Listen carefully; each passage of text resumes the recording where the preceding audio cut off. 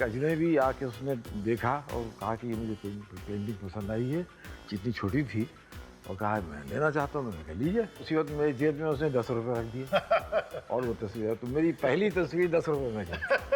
वो 10 रुपये की जो खुशी और जो एक बात थी जी, वो आज के 10 लाख में नहीं आती। जी जी क्या जी करूं? जी जी जी आपको कभी क्रिकेट का या ऐसी कोई गेम्स का शौक नहीं रहा? क्रिकेट से मुझे सख्त नफरत है। वाकई ये गेम है जो सिर्फ अंग्रेजी इजाद कर सकते हैं। जहाँ पर यानी एक सारा 5 दिन तक के एक बॉल को लेके 22 आदमी पीटे जा रहे हैं।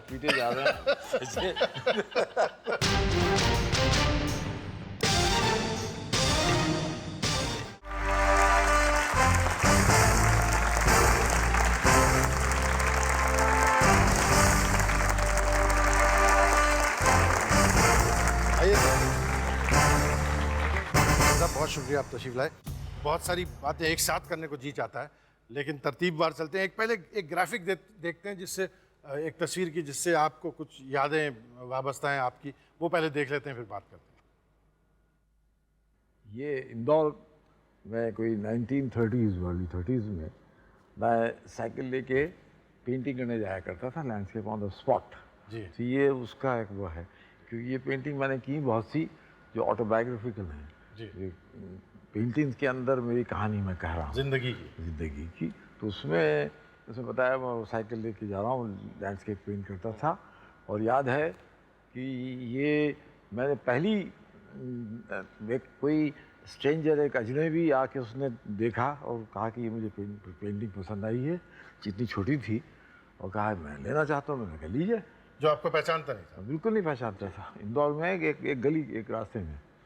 तो वो, और मैंने उसी वक्त मेरी जेब में उसने 10 रुपये रख दिए और वो तस्वीर, तो मेरी पहली तस्वीर 10 रुपये में गई। तो वो 10 रुपये की जो खुशी और जो एक बात थी जी, वो आज के 10 लाख में नहीं आती। जी जी क्या करूं? जी जी जी जी बिल्कुल सही। आपने इंदौर का जिक्र किया जहां आप बाद में आए थे, लेकिन हमारी जानकारी ये है कि आपकी पैदाइश जो है महाराष्ट्र की है, पैदाइश तो पंढरपुर में हुआ था, लेकिन मेरी वालिदा का इंतकाल हो गया 1-1.5 साल में था तभी। तो फिर सारी फैमिली इंदौर चली गई थी। अच्छा, तो मैं 2 साल की उम्र में इंदौर पहुंच गया था और वहाँ 17-18 सब वहाँ गुजारा। और 20वें साल में मैं मुंबई आया। वो आपके बहुत अव्वल के दिनों के कुछ मुताल्लिकीन हैं जो आपसे बहुत करीब भी हैं, मैं उनको दावत देता हूँ, फिर बात करते हैं। आइए तशरीफ लाइए।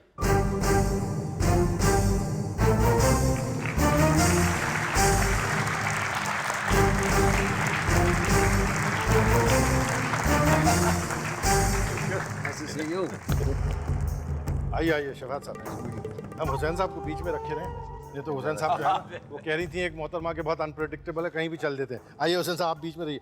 शमशाद साहब, बहुत शुक्रिया आप तशरीफ लाए। पहले इनसे शुरुआत करता हूँ कि शमशाद साहब, आपके ऊपर हुसैन साहब का कितना असर शुरू में कम से कम हावी रहा?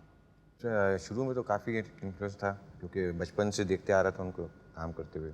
मुझे याद है जब मैं छोटा था, जब मैं बालकनी में खड़े रह के देखता था, तो शाम में आते थे पोस्टर्स बना के, बैनर्स, सिनेमा होर्डिंग्स, तो नीचे लैंप पोस्ट के पास जाके फिर वो अपना काम करते थे। I was so impressed then कि सुबह से शाम वहाँ काम करके घर पे आके अपना खुद का कर रहे थे। तो एक वो मुझे उससे काफ़ी इन्फ्लुएंस हुआ, और फिर कभी कभी इनके साथ चले जाता था सिनेमा पोस्टर बनाने से। तो मैं वहाँ बैठ के ऐसे स्क्रिबल करते रहता था। अब कभी कभी बात करते हैं हम लोग आर्ट के बारे में। शफात साहब, आपको इसका खैर शौक तो है और समझ भी है, लेकिन आप बहुत ज़्यादा वक्त अपना जो है पेंटिंग या इस चीज़ में नहीं। What has been your impression of Hussain Saab as a father, first of all? He's a marvelous father. और मुझे बचपन की याद है जहाँ कुछ मैं कुछ काम करता था या कुछ पढ़ाई में कुछ अच्छे मार्क्स लेके आता था, मुझे ख़ास एक जगह पे पायदुनी पे ले जाया करते थे। वहाँ पर जाके दूधी का हलवा खाते थे हम लोग, दूधी का बैठ के, बड़ा मशहूर था और बड़े प्यार से खिलाते थे। और अब तक हमारा शौक वैसे जारी है, अक्सर कहने के चटाखा लगा दे रहते हैं। शफात साहब, अब कुछ तस्वीरें यहाँ देखते हैं और उसके बाद फिर बात करते हैं।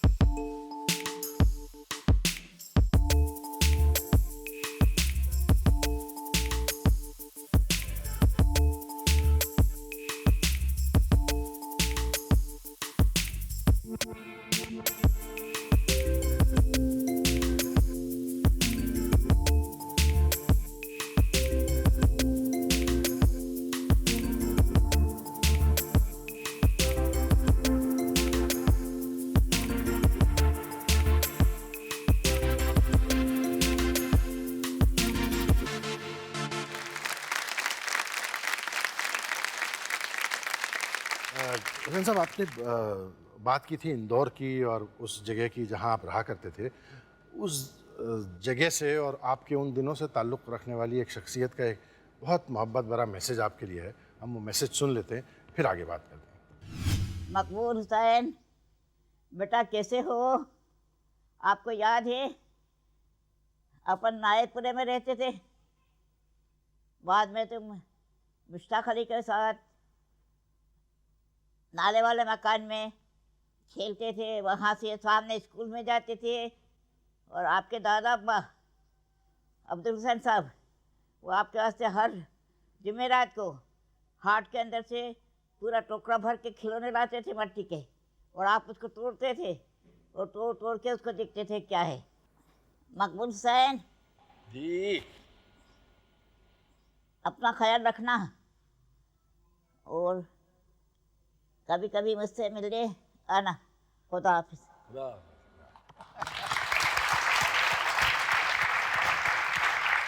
आपकी चाची साहिबा ने जिन चीज़ों का जिक्र किया और जिन लोगों का जिक्र किया, उन जगहों से कुछ जुड़ी हुई तस्वीरें देख लेते हैं और फिर हुसैन साहब और गुफ्तगू करते हैं यहाँ पर्दे पे।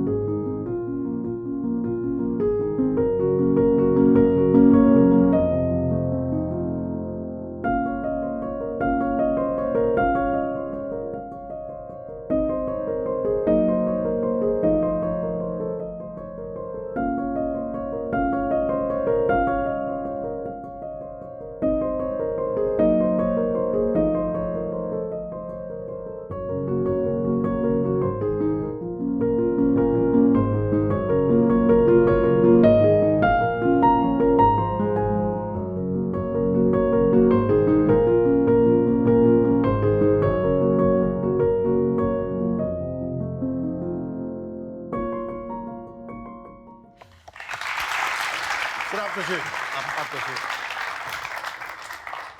Sir please. हुसैन साहब, ये जिस जगह के, खैर आपको तो बखूबी याद होगी जिस जगह की तस्वीरें हम देख रहे थे, और आपके ग्रैंडफादर जो थे, आपके दादा जो थे, जिनका जिक्र चाची साहिबा ने भी किया, वो आपको लेकर इस इमली के दरख्त के नीचे बैठा करते थे। वो दोपहर का स्कूल, प्राइमरी स्कूल था जी, वो दोपहर का खाना लेके आते थे और मेरे साथ बैठ के खाते थे। तो इस कदर प्यार करते थे मुझे, तो कभी उन्होंने मुझे छोड़ा नहीं अकेले।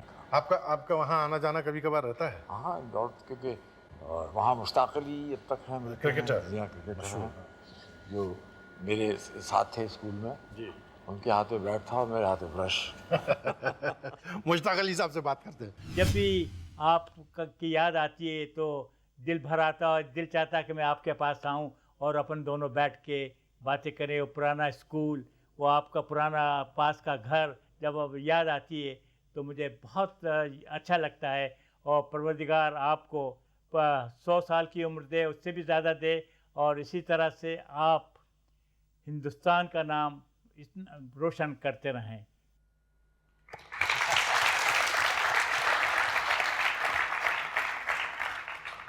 मुश्ताक अली साहब खैर बहुत बहुत बहुत मशहूर क्रिकेटर रहे हैं। आपको कभी क्रिकेट का या ऐसी कोई गेम्स का शौक नहीं रहा? क्रिकेट से मुझे सख्त नफरत है।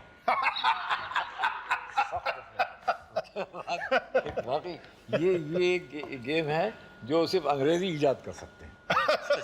जहाँ पर एक 5 दिन तक के एक बॉल को लेके 22 आदमी पीटे जा रहे हैं आ ही नहीं रहा। तो और क्रिकेटर्स की ज़िंदगी, उनकी लाइफ 10 साल 15 साल होती है। पेंटर चला जा रहा है 80 साल तक। आप इंदौर में जो है कोशिश करते रहे, आपके वालिद साहब ने भी सरप्राइजिंगली बहुत जल्दी एग्री कर लिया और इनकरेज भी किया। फिर जिक्र आया कि आप बम्बई आ गए। उस ज़माने में तो बम्बई ही था, तो बम्बई आने का आपको क्यों और कैसे सूझा? वो कहते हैं ना कि जब लोमड़ी की शामत आती तो शहर की तरफ जाता है। तो मैं मुंबई शहर आया, जहाँ 18 साल तक ना कर करता रहा, कुछ नहीं हुआ। तो वो लेकिन अब वहाँ इंदौर में क्या हो सकता था, मेरे वालिद की नौकरी चली गई थी, तो उन्होंने कहा मुझे बॉम्बे जाने दीजिए, तो वो क्योंकि मुझे कुछ सपोर्ट नहीं कर सकते थे, मैंने कहा देखा जाएगा, मैं जाता हूँ वहाँ। मेरी ज़िंदगी बिल्कुल फिल्मी है कि एक सीरियल चलती रहती है और उसकी कई, जैसे वो हातिम ताई की तरह कई उसके एपिसोड्स हैं। तो सिनेमा होल्डिंग के लिए एक साहब थे, वहाँ गया तो बोले आप ये मॉडर्न आर्ट यहाँ नहीं चलेगा, यहाँ तो शक्लें बिल्कुल सब मिलना चाहिए यार, वो नहीं चल सकती कि एक आँख लगाने नाक उधर जा रही है। तो मैंने शुरू किया 96 रोज़ पर, 96 रोज पे, और वही जो क्या बोलते हैं फॉल्स रोड का जो जंक्शन है वहाँ, वो बिल्डिंग अब तक है, जिबली बिल्डिंग, तो उसके सामने पेवमेंट पर सोता था।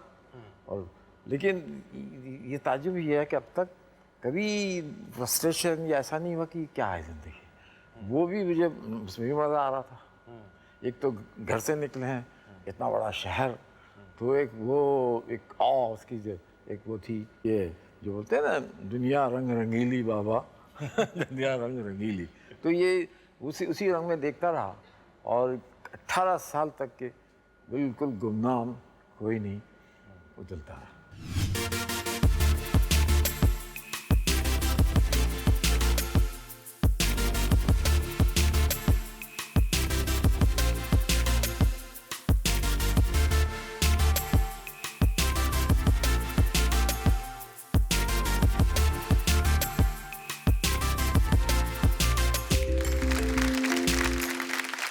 ये दोनों ही बिल्डिंगों से आपकी काफ़ी यादें जो हैं हुसैन साहब जुड़ी हुई, वो सुलेमान बिल्डिंग से भी और बदरबाग। क्योंकि यहाँ मुझे अपनी होने वाली बीवी मिली जी जी। उस गली के चौल में एक बेवा एक और थी, महबूदा बीवी, वो एक कमरे में रहती थी, और मैं उसी गली के अंदर ये सिनेमा होर्डिंग पेंट किया करता था, तो वो देखा करती थी, और वो उनको मुझसे बड़ा एक वो होगी दिलचस्पी कि तस्वीरें की बुरी तारीफ किया करती थी।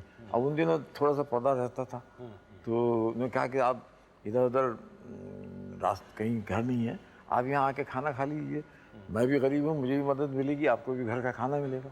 तो इस तरह से मेरा दाखिला हुआ एक किसी शरीफ घर में, वरना सड़कों पर रहता था। जी यहाँ तक कि उसी मोहल्ले के लोग मुझे वहाँ कहते थे ये रेड लाइट एरिया में रहता है, ये आवारा है, इससे अपने बच्चों को ना मिलने दो।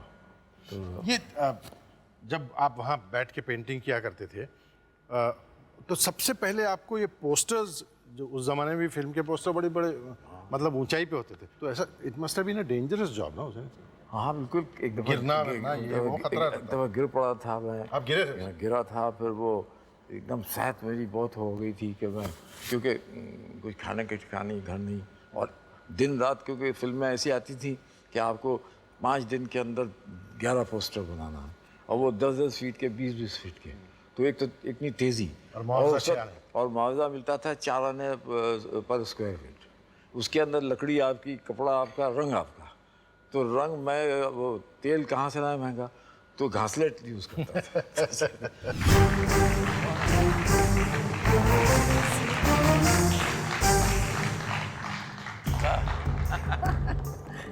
Never expected to see me. It's all surprises. I only came because you're on the show. Mrs Alkazi Hussain साहब को उन दिनों से जानती हैं जब हुसैन साहब वहाँ बदरबाग में रहा करते थे, और उनके आस मिसेस काजी, उन दिनों के हुसैन साहब आपको याद हैं, कैसे थे? I remember once we went to his house, my husband and I, and he was living just in one room. Ji. And I wondered where he was painting. I always thought an artist had a place to paint in. And he said, nothing, I wait till the children are asleep, and I put in a 200 candle power bulb, and I paint. And that was my first introduction to the kind of life you can live and still paint.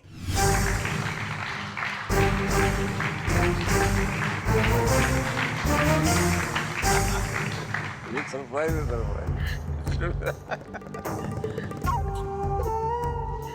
So I had to come all the way to Delhi to meet you. मगर जी, आप हुसैन साहब को कब से जानती हैं? About 30 odd years. और आप फजीला जी को भी जानती थी जो जी, भाभी जी was a very, very dear friend of mine. People don't know, but वो बहुत ही अच्छा पेंट करती थी. उनको कलर सेंस इतनी अच्छी थी और कभी किसी को अपने पेंटिंग्स नहीं दिखाती थी. And I also remember one thing which was so touching about her. Once Hussain Saab had made Yusuf Saab's portrait. Do you remember? Dilip Kumar. 12 feet. 12 feet. Yeah, huge portrait. And it just rolled out like at her feet. And she was sitting there and she's eyeing, and then she just made a gesture and says, come here. And I went to her, she says, आप उनको कहिए ना ये हमें gift कर दे.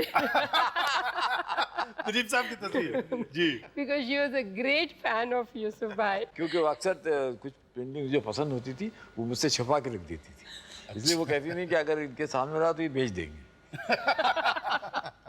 मुझे तो याद होगा कि जब पहले तुमसे मुलाकात हुई थी वो रजा के स्टूडियो में हुई थी और ये लोग तो बम्बई छोड़ के भाग गए, रजा सुजा वगैरह वगैरह, और तुम रह गए. तुम्हारी वजह से एक माहौल बना जिसमें हम जो स्टूडेंट थे उनको काफ़ी प्रेरणा मिली, काफ़ी एनकरेजमेंट मिला. And we were all discussing, we spend lot of days, lot of evening together discussing what art is all about. और अपार्ट फ्रॉम आर्ट जो हमने एक दूसरे के साथ जिंदगी गुजारी है, जैसे तुम और हम और एक वो दिलीप पुरोहित करके लड़का था और गायतुंडे मुमताज की फिल्में देखने ग्रैंड रोड सिनेमा जाया करते थे, बड़ा मजा आता था.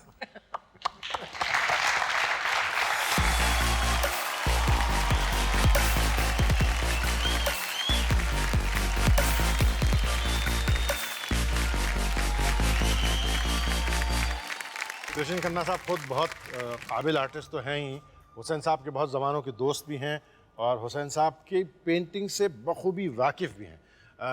खन्ना साहब, आपकी और हुसैन साहब की दोस्ती कब की है? मेरा ख्याल 1950. मतलब 50 साल से ज़्यादा हो. जी हाँ. काफ़ी अरसा हुआ है जी. हाँ. बतौर दोस्त के कैसे रहे हैं हुसैन साहब? He is one of the greatest friends. इन्होंने मुझको वो प्रोग्रेसिव पेंटर्स ग्रुप में इन्होंने मुझे इंट्रोड्यूस किया. जैसे सूजा ने इनको किया था, वो एक दौर चलता था वहाँ. तो ये बम्बई में एक अजीब मौका था. मुझे एक बात याद है कि मेरी इंटरव्यू कोई ले रहा था पंडोल गैलरी में, ये साहब मेरे साथ ही बैठे थे. तो वो आखिरी जवाब उन्होंने वो मेरे से चाहते थे कि भाई तुम्हारी पैदाइश कहाँ हुई. तो मेरे मुंह से यानी कहने वाला था कि भाई लायलपुर पंजाब में गए. तो मैंने वो बात भी नहीं कही, ये कहे कि बम्बई में. तो मैंने देखा कि बम्बई में the only part of you that matters